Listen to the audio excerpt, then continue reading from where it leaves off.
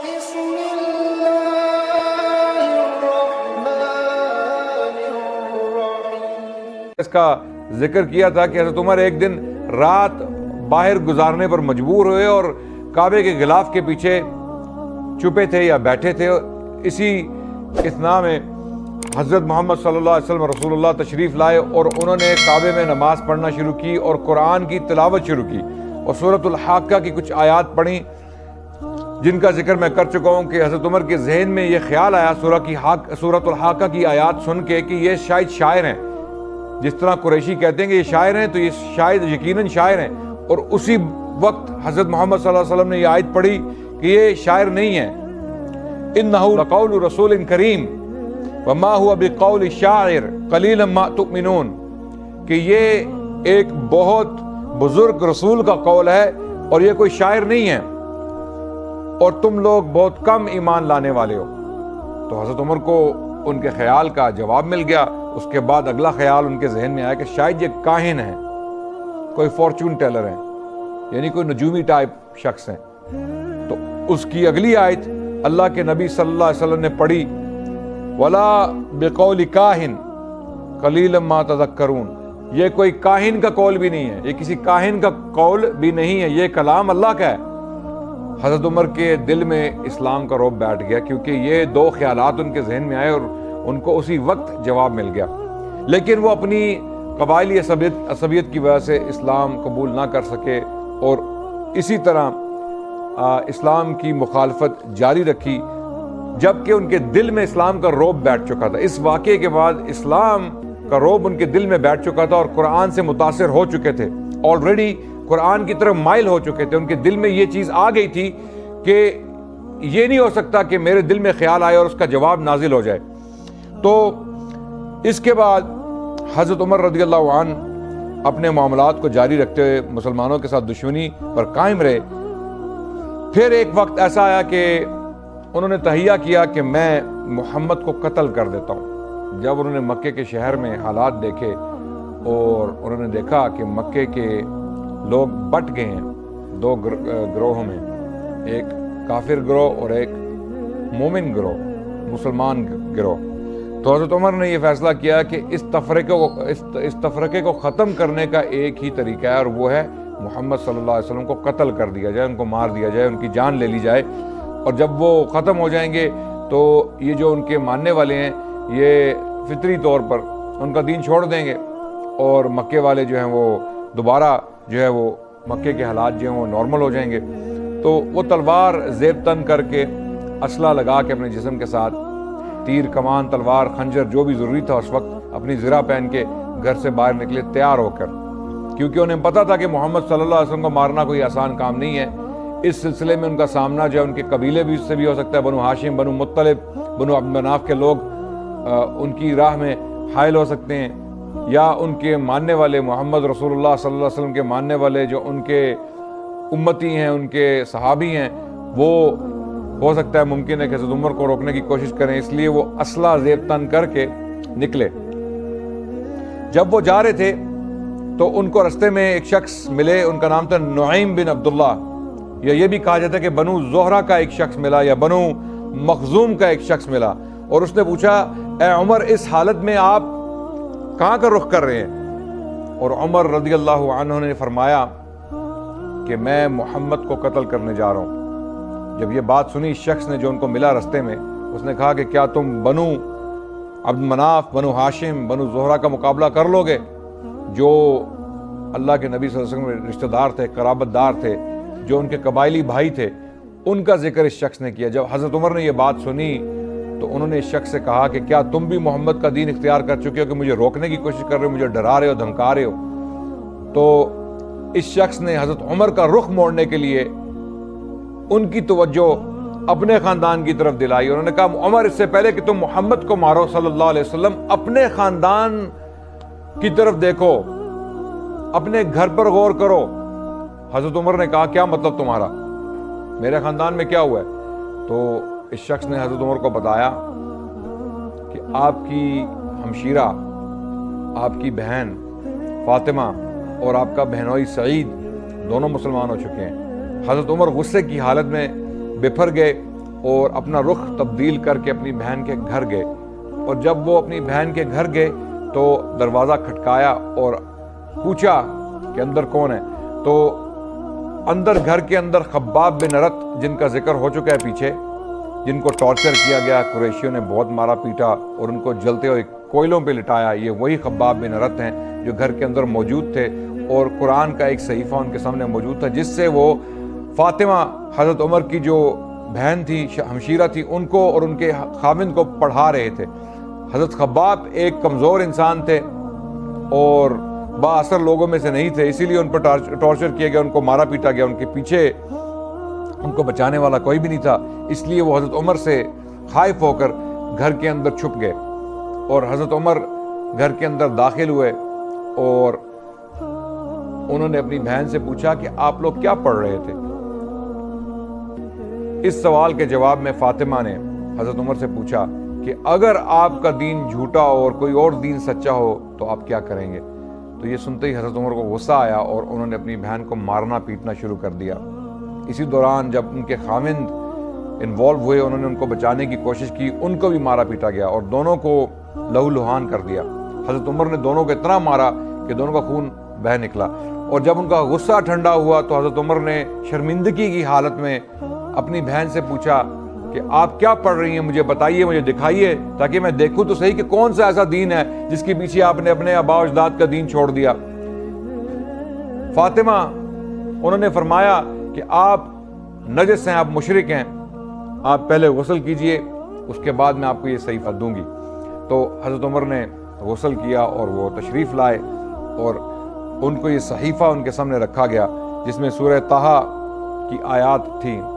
حضرت عمر نے جب سورہ طٰہٰ کی آیات پڑھی اور جب وہ ان آیات پہ پہنچے، اعوذ باللہ من الشیطان الرجیم، بسم اللہ الرحمن الرحیم، اننی انا اللہ لا الہ الا انا فاعبدنی واقم الصلاۃ للذکر واقم الصلاۃ للذکر، تو جب یہ آیات سورہ طٰہٰ کی پڑھی گئیں حضرت عمر کے سامنے تو حضرت عمر کا دل ہل گیا اور انہوں نے کہا کہ یہ کتنا بہترین کلام ہے، یہ کتنا عجیب کلام ہے، اور سورہ طٰہٰ ویسے بھی بہت پاورفل ہے۔ جب آپ اس سورت کو سنتے ہیں یا پڑھتے ہیں ترجمے کے ساتھ جب آپ پڑھیں گے تو واقعی آپ کے دل پر بہت عجیب سا اثر ہوگا۔ تو حضرت عمر نے جب یہ آیات سنی، وہ قرآن تو پہلے ہی سن چکے تھے، جو میں نے واقعہ بیان کیا، سورۃ الحاقہ کی آیات سن چکے تھے، اب یہ جب انہوں نے آیات پڑھی، اور حضرت عمر خود ایک پڑھے لکھے شخص تھے، قریش کے ان لوگوں میں سے تھے جو پڑھنا لکھنا جانتے تھے، شاعر بھی تھے، ایک قریشی مبلغ بھی تھے اور خطیب بھی تھے، پبلک سپیکر بھی تھے، قریش میں با اثر انسان تھے۔ تو جب انہوں نے یہ آیات پڑھی تو ان کے دل میں اسلام کا رعب بیٹھ گیا، اور میں پہلے بیان کر چکا ہوں کہ اللہ کے نبی صلی اللہ علیہ وسلم ایک دعا کر چکے تھے، اللہم اعز الاسلام باحب الرجلین الیک، اے اللہ اسلام کو تقویت پہنچا ان دونوں میں سے ایک شخص کو مسلمان کر کے، یا تو ابو جہل کو مسلمان کر دے یا عمر بن خطاب کو مسلمان کر دے۔ یہ دعا اللہ کے نبی کر چکے تھے۔ حضرت خباب نے جب یہ سنا کہ حضرت عمر قرآن کی یہ آیات سن کر متاثر ہو گئے اور ان کی تعریف کی ہے ان آیات کی، تو وہ بھی اندر سے باہر آ گئے اور انہوں نے حضرت عمر کو خوشخبری سنائی کہ لگتا ہے عمر محمد کی دعا صلی اللہ علیہ وسلم، رسول اللہ کی دعا قبول ہونے والی ہے۔ تو عمر نے پوچھا کیسی دعا؟ تو خباب نے بتایا کہ اے عمر، اللہ کے نبی نے یہ دعا کی تھی کہ اللہ ان دونوں میں سے ایک کو مسلمان کر دے اور اسلام کو تقویت پہنچا، یا تو ابو جہل عمر بن ہشام یا عمر بن خطاب۔ تو عمر نے کہا مجھے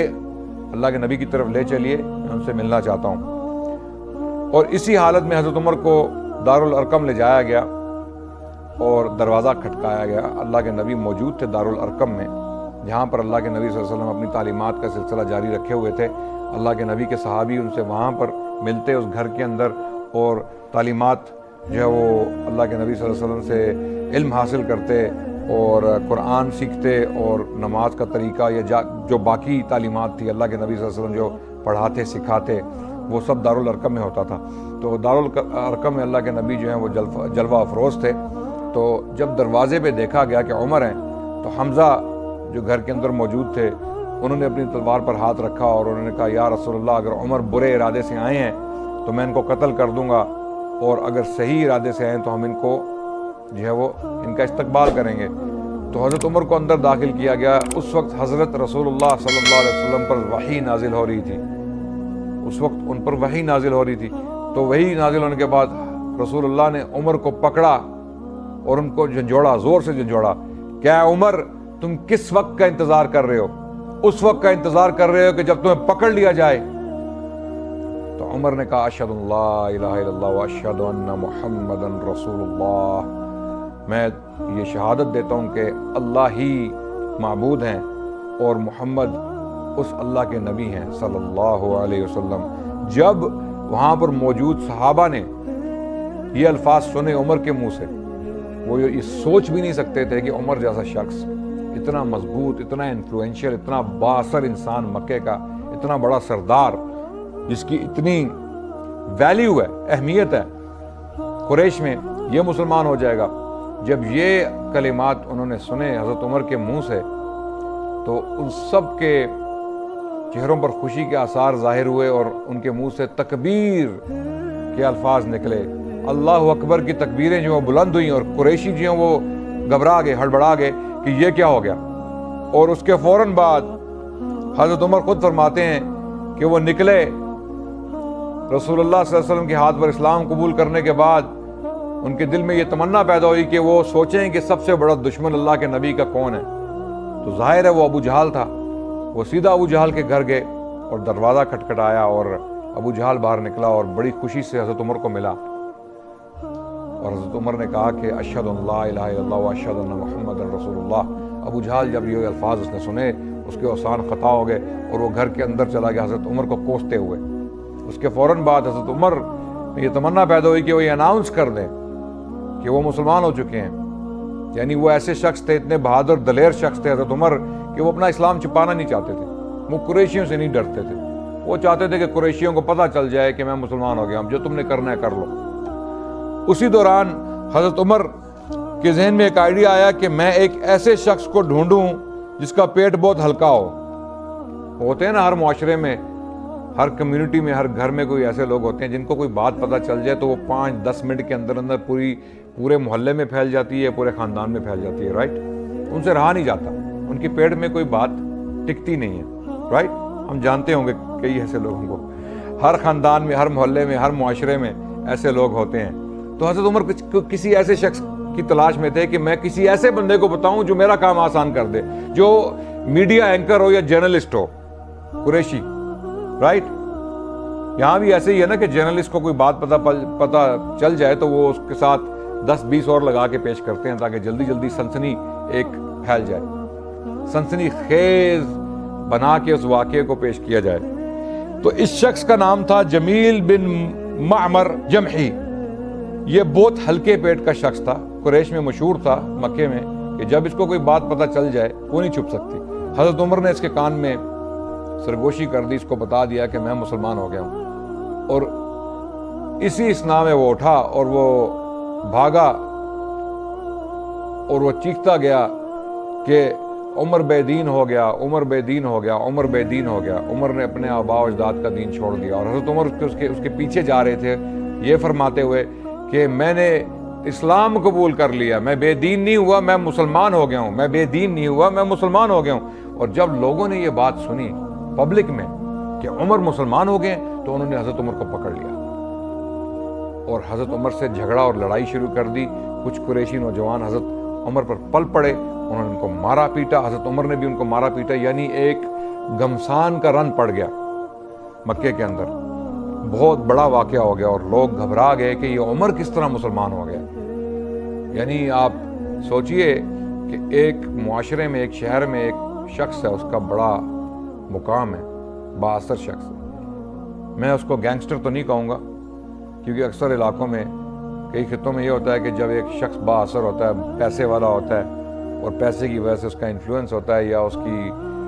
کی دہشت ہوتی ہے، اس کا خوف ہوتا ہے، لوگ اس سے ڈرتے ہیں، لوگ نہیں چاہتے کہ اس کا مقابلہ کریں یا اس کے منہ لگیں، اس لیے نہیں کہ وہ برا ہے، اس لیے کہ وہ ایک بھاری بھرکم شخصیت کا حامل ہے، بڑی پرسنالٹی والا بندہ ہے، اور اس کا بڑا اثر ہے، اس کے پیچھے بہت لوگ ہیں لڑنے مرنے والے۔ حضرت عمر کا بھی کوئی اس طرح کا ہی سلسلہ تھا مکے کے شہر میں، تو لوگ بہت گھبرائے، اور حضرت عمر کے اسلام لانے کا مطلب یہی تھا، لوگوں کو پتا تھا کہ اب اسلام جو ہے وہ بیک فٹ پہ نہیں ہوگا، ڈیفینسو نہیں ہوگا، کیونکہ عمر ایک ایسا شخص ہے جس کے اسلام لانے کے بعد مسلمان جو ہیں وہ ایک دم دلیر ہو جائیں گے، بہادر ہو جائیں گے، کیونکہ عمر جو ہے وہ ایک بہت بڑا شخص ہے، بہت بڑی شخصیت ہے۔ اور اسی لیے اللہ کے نبی نے دعا کی تھی۔ اللہ کے نبی کو معلوم تھا کہ یہ جو بیچارے غریب غلام دہشت زدہ ان کے فالوورز ہیں، ان کے صحابی ہیں، وہ سب کمزور ہیں، کمزور طبقے سے ان کا تعلق ہے۔ تو اللہ کے نبی صلی اللہ علیہ وسلم نے اسپیسیفکلی خصوصاً دعا کی، اللہم اعز الاسلام باحب الرجلین الیک، اے اللہ اسلام کو تقویت بخشیے، قوت دیجئے، اسلام کو عزت بخشیں، ان دونوں